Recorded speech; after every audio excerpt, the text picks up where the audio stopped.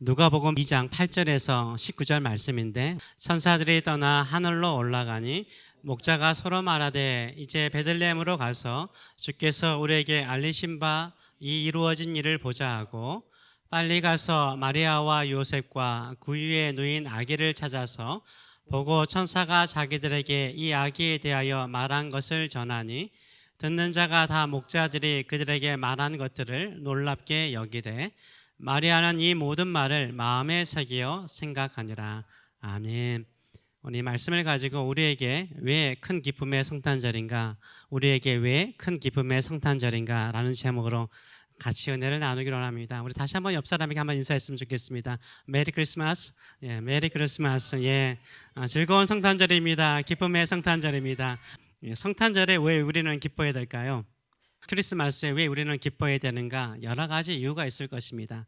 여러 가지 이유를 오늘 본문에서 세 가지만 좀 찾아서 같이 나누기를 원합니다. 성탄절에 기뻐해야 될 첫 번째 이유는 바로 우리가 가장 먼저 기쁜 소식을 들었기 때문입니다. 누가 가장 먼저 예수님의 탄생의 기쁜 소식을 들었습니까? 바로 베들레헴 주변에서 양을 치던 목자들이 가장 먼저 예수님의 탄생의 기쁜 소식을 들었습니다. 8절의 말씀을 보게 되면 그 지역은 베들레헴을 말합니다. 그 지역의 목자들이 지금 밤에 천사가 나타난 겁니다. 밤에 밖에서 들판에서 자기 양떼를 지키고 있을 때 천사가 나타났다라고 말하고 있습니다. 9절의 말씀 보게 되면 주의 사자가 천사를 말합니다. 주의 사자가 곁에 서고 주의 영광이 그들을 두루 비추매 크게 무서워하는지라. 천사가 이르되 무서워하지 말라. 보라, 내가 온 백성에게 미칠 큰 기쁨의 좋은 소식을 너희에게 전하노라 라고 말하고 있어요. Good news of great joy.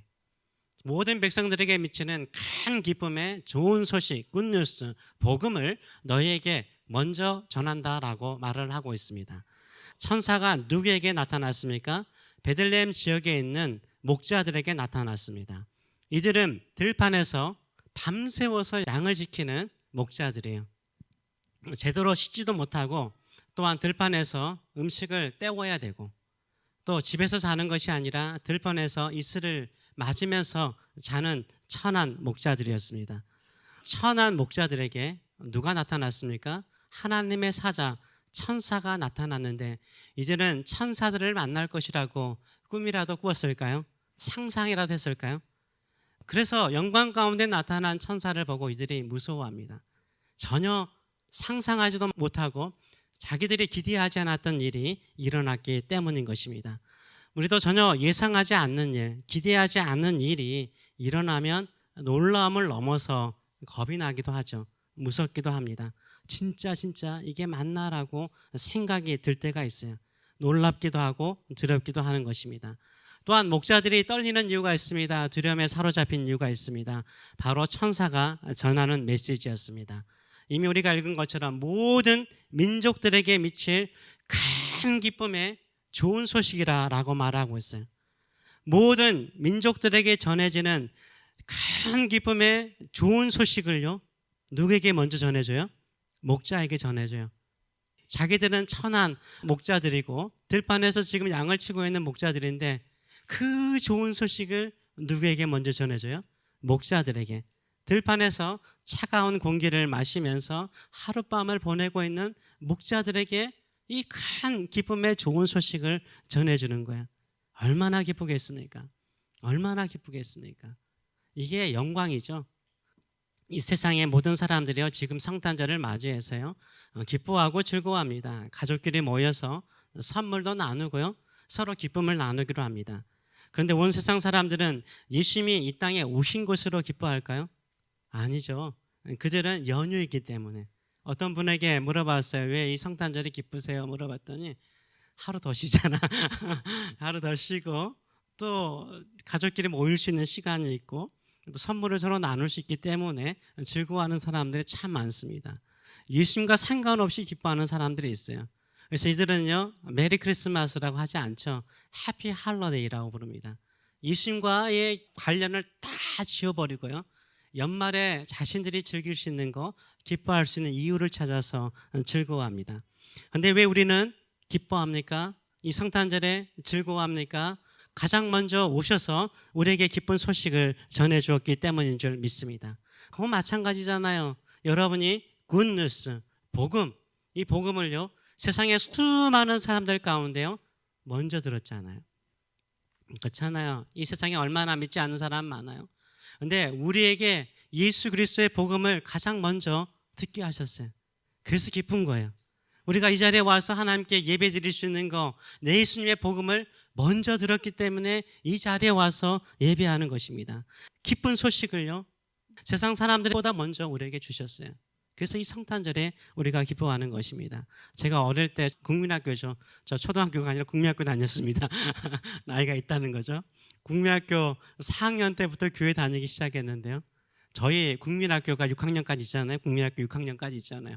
1200명이었어요. 그 시골에, 작은 시골인데도 불구하고 아이들이 북적북적대서 1200명이 모였어요. 1200명이 학교를 다녔는데, 국민학교를 다녔는데, 거기에서요 교회 다니는 아이들이 몇 명이었을까요? 100명도 되지 않았어요. 어릴 때 나에게 예수 그리스도의 복음을 먼저 듣고 예수를 만나는 이 은혜를 입었다는 게 얼마나 큰 기쁨인지 몰라요. 그리고 이렇게 목사가 되어서 복음을 전할 수 있다는 게 얼마나 큰 행복인지 모릅니다. 이 성탄절에 우리에게 기쁨이 되는 이유는 무엇입니까? 우리가 먼저 복음을 들었다는 사실로 기뻐하시는 저와 여러분 되시기를 축원합니다. 두 번째로는 왜 우리가 성탄절에 기뻐해야 됩니까? 우리 구세주, 나의 구세주가 이 땅에 오셨기 때문입니다. 우리의 구세주가 이 땅에 태어나셨기 때문에 기뻐하는 것입니다. 그냥 아기가 태어난 것이 아니에요.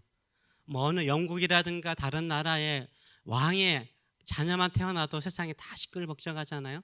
기뻐하는데요. 우리는 세상에 왕이 태어나서 기뻐하는 것이 아니라 우리의 구세주, my savior, 나의 구세주가 태어났기 때문에 기뻐하는 것입니다. 11절의 말씀을 보게 되면 오늘 다윗의 동네에, 이 다윗의 동네는 다윗이 태어나고 컸던 곳이죠. 이 다윗이 고향이 어디죠? 베들레헴을 말하죠. 이 다윗의 동네의 베들레헴을 말하는 것입니다. 베들레헴에 너희를 위해서 구세주, savior, 구세주가 나셨다는 거예요. 우리를 위해서 구세주가 나셨다는 거예요. 그 구세주는 그리스도 메시아이시고 우리의 주님이시라고 말씀하고 있습니다. 우리 주님께서 이 땅에 태어나셨어요. 우리 구세주께서 이 땅에 오셨어요. 왜요? 우리를 위해서요. 우리를 구원하시기 위해서. 우리를 구원하시기 위해서. 우리를 죄와 사망에서 구원하시기 위해서, 인생의 힘들고 어려운 문제에서 우리를 자유케 하시기 위해서 오신 줄 믿습니다. 그것을 믿으시는 저와 여러분 되시길 축원합니다. 한번 상상을 해보시기 바랍니다. 여러분이 무인도에, 제 시골은 바닷가였기 때문에 사람들이 참 많았습니다. 무인도에는 뭐가 없죠? 물이 없죠.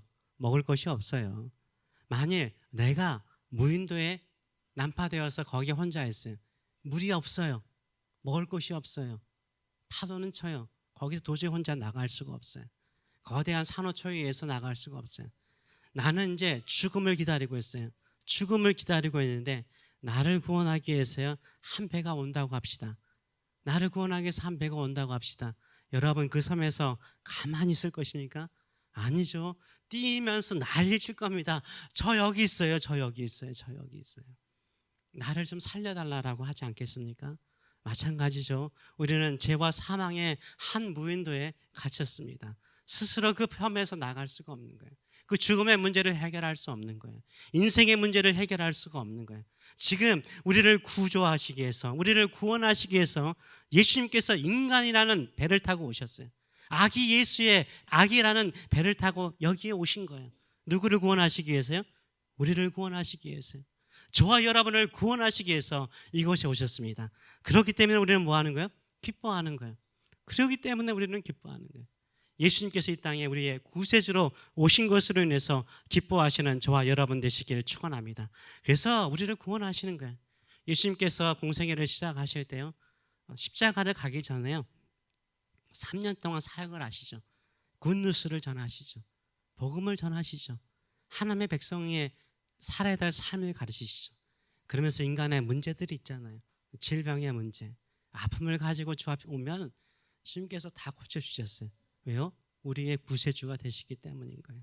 자녀의 아픔과 고통 때문에 씨름하는 엄마 아빠가 와가지고 우리 딸을 좀 살려주세요, 우리 아들 좀 살려주세요. 심지어는 주인이 백부장이 와서 내 종 좀 살려주세요. 그럴 때요, 우리 주님께서 다 살려주셨어요. 고쳐주셨어요. 왜요? 구세주가 되시기 때문인 거예요. 구원자가 되시기 때문인 거예요. 우리가 신앙생활 하면서 여러 가지 경제적으로 또 육체적으로 힘들 수가 있습니다. 우리에게는 누가 있습니까? 우리의 구주 예수 그리스도가 계신 줄 믿습니다. 아멘. 그렇기 때문에 주님께서 우리를 자유케 하시고 구원하여 주실 줄 믿습니다. 이것을 믿고 살아가시는 저와 여러분 되시길 축원합니다. 세 번째, 왜 우리가 성탄절에 기뻐해야 됩니까? 이 기쁜 소식을 전하는 자로 보내심을 받았기 때문인 거예요. 기쁜 소식을 전하는 자로 부르심을 받았기 때문인 것이에요. 이 기쁜 소식을 들은 목자들은 우리 구세주가 오셨네, 이렇게 그 들판에서 기뻐하는 것으로 끝나지 않았어요. 천군 천사들의 찬양을 듣고 끝나지 않았어요. 천사는 뭐라고 말합니까? 이 기쁜 소식을 전하라는 거예요. 전하라는 거예요. 전하라는 거예요. 그래서 베들레헴에 가서 구유에 누워있는 아기를 보면 그분이 바로 메시아라고 말하고 있어요. 거기에 있는 사람들에게 전하라는 거예요. 이 아이가 구세주라는 거, 메시아라는 거, 우리의 주님이신 것을 전하라라고 말씀하고 있는 것입니다. 12절의 말씀 보게 되면 너희는 가서 강보에 쌓여, 아이들 옷을 말합니다. 강보에 쌓여 구유, 말이라든가 소, 음식을 먹는 합통을 말하죠. 구유에 누워있는 아기를 보느니 이것이 너희에게 표적이니라 하더니 16절 보게 되면 그들이 어떻게 갑니까? 밤에요. 밤에 나타났잖아요. 빨리 가서 양떼들을 들판에 두고 빨리 가서 마리아와 요셉과 구유에 누인 아기를 찾았대요. 찾는 것이 어려웠을까요? 저는 어렵지 않았다라고 생각을 해요. 왜요? 아이가 태어나면 주로 어디서 태어나죠? 집에서 태어나죠. 근데 마구간에서 태어난 아이는 특별한 거죠. 찾아갔어요. 찾아가서 보고 천사가 자기들에게 이 아이에 대해서, 구유에 누워있는 아기에 대해서 말하는 것을 전했다라고 말하고 있어요. 근데 듣는 자가 다 목자들이 그들에게 말한 것을 어떻게 여기죠?